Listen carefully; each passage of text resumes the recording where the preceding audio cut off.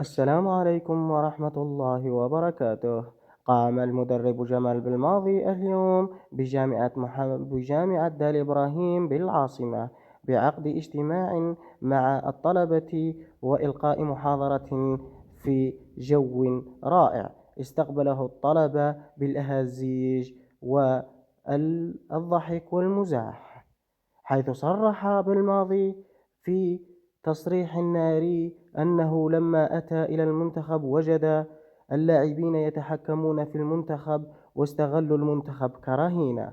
وقال بالماضي أيضا أنه لما قدم في 2018 كان منتخبنا في 14 في التصنيف الإفريقي، وكان فوقنا الكثير من المنتخبات الإفريقية. وأضاف قائلا أن اللاعبين كانوا لا يريدون اللعب في ملعب 5 جويليا كونه كان عائقا أمامهم وكان جحيما في نظرهم.